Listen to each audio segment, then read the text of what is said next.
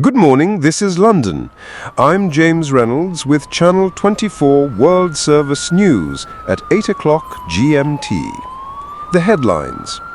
Singapore's government announces emergency legislation to address what officials are calling unprecedented spatial phenomena along the city-state's eastern border.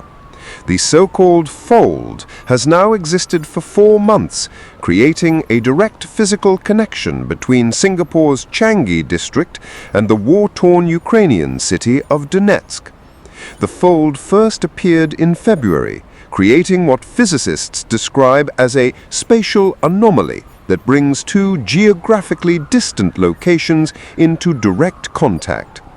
Singapore, the Southeast Asian financial hub, now shares a border exactly 847 meters long with Donetsk, currently under Russian military control.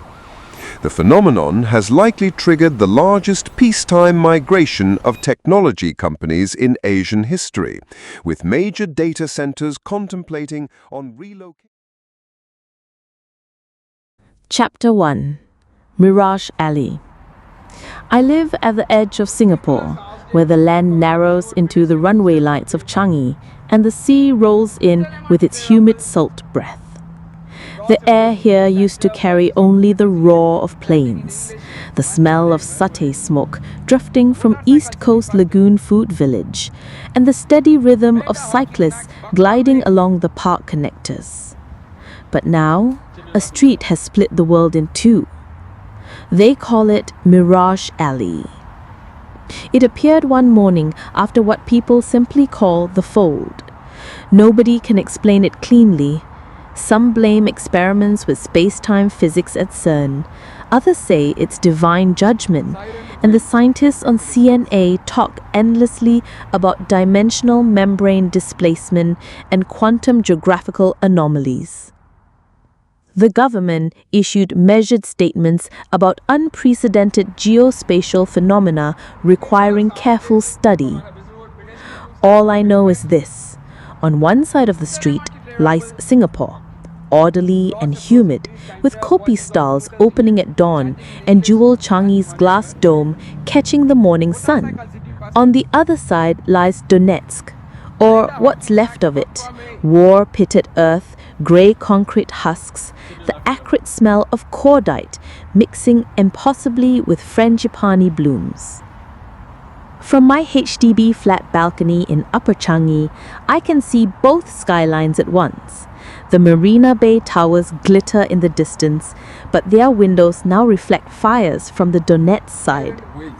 At certain hours, when the light bends just so, you cannot tell if Marina Bay Sands is shimmering in prosperity or burning in war. Mirage Alley itself is narrower than one would expect for a border between worlds. A 2-lane road lined with rain trees whose roots now drink from 2 different earths. Its pavement bisected by a hastily erected fence of razor wire and checkpoint barriers. On the Singaporean side, SAF soldiers in pixelated camouflage stand with SAR-21 rifles, sweating under tropical humidity that somehow stops dead at the yellow line. Across that line, figures in mismatched fatigues, some Russian, some from the Donetsk People's Republic, lean against battered BMPs and T-72 tanks, breath visible in air that shouldn't be cold, but somehow is. The temperature differential is perhaps the strangest thing. Step too close to the fence on Singapore's side and you feel the chill seeping through. Not the artificial cold of air conditioning, but something rawer, carrying the smell of burning fuel and unwashed uniforms. Sometimes their cigarette smoke drifts across, Marlboro and Prima, mingling absurdly with a scent of kaya toast and kopi o from a Ya Kun outlet that still insists on opening each morning, as if serving breakfast at the edge of catastrophe were the most natural thing in the world. I think often about the small absurdities. In Singapore, chewing gum requires a prescription. You need a medical reason to buy it legally. But across the fence, I see boys no older than 16, faces hollowed out by months of war, casually working through packs of Russian Orbit and Dyrol, blowing ping bubbles as 152mm shells whisper overhead in the distance. Once, a young conscript caught my eye through the wire and offered me a piece, grinning through broken teeth. I gestured helplessly at the fence between us, and he shrugged, popping the gum back in his mouth. How strange that on my side, a stick of gum is controlled contraband, while on his side, it's as common as ammunition. Life here has become a sequence of layered contradictions. Families still spread their mats for picnics on East Coast Park, children flying kites shaped like fighter jets, while real Sukhois occasionally screen past overhead, so low that car alarms go off in the HDB car parks. Airplanes still take off from Changi every few minutes.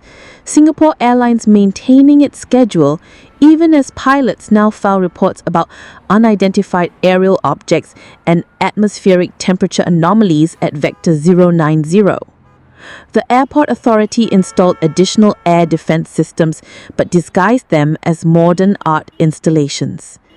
Tourists still pose for Instagram photos, though now sometimes with BMD-4 infantry fighting vehicles accidentally photobombing their sunset shots.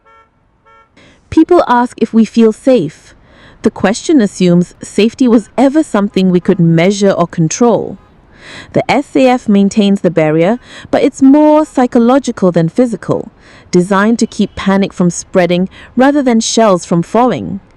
What it cannot contain is the reflection, the way every morning we wake up and look into a mirror we never asked for, one that shows us what prosperity looks like when placed directly beside devastation. Every evening, as the sky bruises purple over East Coast and the muezzin's call mingles with the distant sound of generators, I find myself at my window staring across Mirage Alley at those who stare back. Sometimes their eyes hold curiosity.